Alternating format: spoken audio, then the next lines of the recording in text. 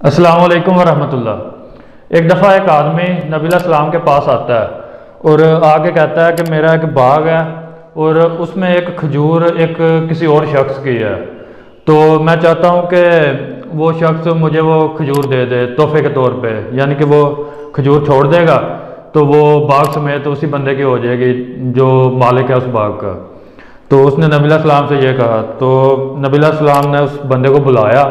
اور اس سے کہا کہ تم ایسے کرو، یہ جو تمہاری ایک کھجور ہے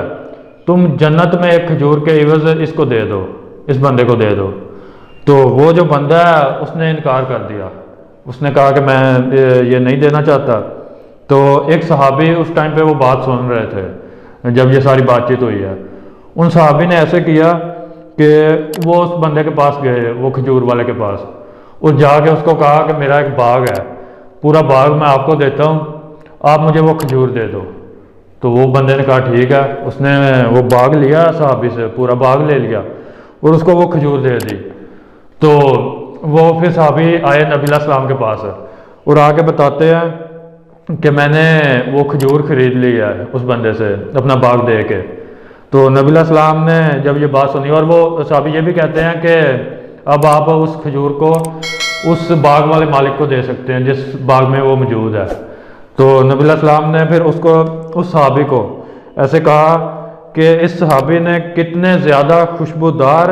خوشے خرید لیے ہیں، کہ اس کے لیے کتنے زیادہ خوشبودار خوشے ہوں گے،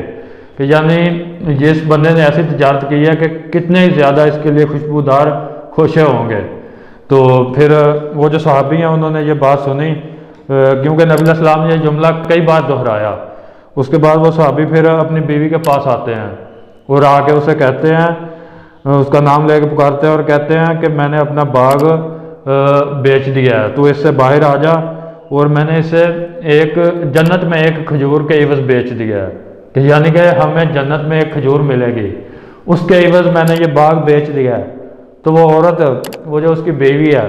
وہ بھی کہتی ہے کہ یہ نفع بخش تجارت ہے۔ اس طرح کی اس نے بات کی کہ یہ نفع بخش تجارت ہے،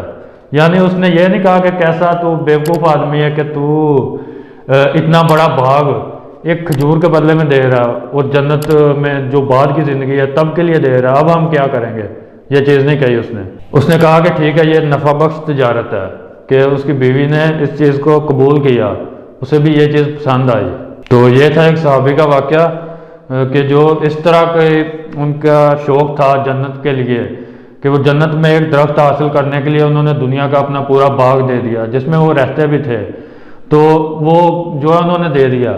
اس طرح کا ان کا شوق تھا۔ تو یہ ان صحابی کا واقعہ تھا۔ انشاءاللہ نیکسٹ ویڈیو کے ساتھ ملیں گے۔ السلام علیکم ورحمۃ اللہ۔